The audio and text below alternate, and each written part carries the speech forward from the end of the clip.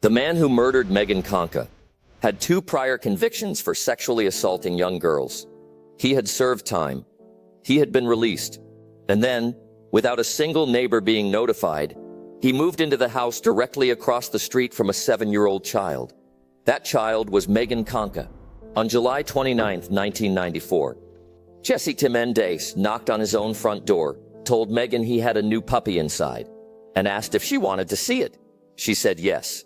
She crossed the street. She did not come back.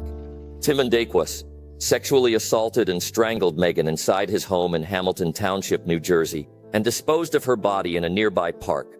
He was back in the neighborhood before she was reported missing. When police arrested him, he confessed within hours, and the criminal case unfolded with unusual speed.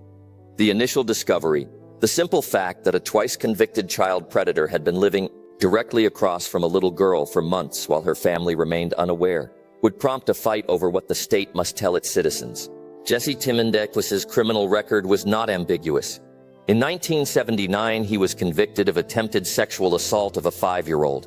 In 1981, he attacked another young girl and later served 7 years for that offense. He completed supervision and treatment as required by the system, then in place. No statute obligated the state, let alone neighbors, to be informed about his presence once he returned to the community. He moved to Barker Avenue, sharing the house with 2 other convicted offenders. The Kanka family, Richard, Maureen, their daughter Megan, and her siblings lived roughly 100 feet away. They recognized faces, not histories. The neighborhood functioned on assumed safety. Children allowed to play outside. Front doors left unlocked at times. Neighbors who waved rather than questioned. The records, referrals, and supervision files existed within agencies. They did not exist in the eyes of the people who most needed them. In that gap, tragedy occurred.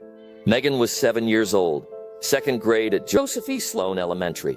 Remembered by teachers as cheerful and social, the kind of child who recalled classmates' names. She liked animals, hence the fatal lure of a supposed puppy. Her mother, Maureen, learned the full extent of Timmendequas' history only after her daughter's death. The prior convictions, the shared residence, the files that documented risk. Within days of the murder, Maureen began collecting signatures for community notification. She gathered 430,000 signatures in 89 days, an astonishing public response to a personal catastrophe.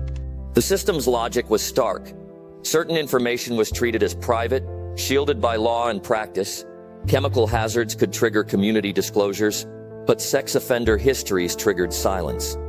Families had no legal mechanism to access knowledge the state already held. The procedural failures were technical records not shared, classifications that favored privacy over prevention, but their consequence was unequivocal and human. The legal aftermath was decisive and complex. Timmendequas was convicted of first-degree murder in 1997 and sentenced to death. After New Jersey abolished capital punishment in 2007, his sentence was converted to life without parole. Within 89 days of Megan's murder, New Jersey enacted a community notification statute, Megan's Law, requiring public registration and local notice for convicted sex offenders.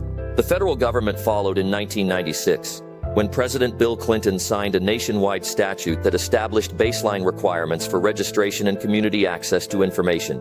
By the year 2000, every state had adopted a version of Megan's Law, creating the sex offender registry system that parents now consult when choosing neighborhoods or permitting unsupervised play. That institutional shift, the public database, the right to know who lives nearby, was not inevitable.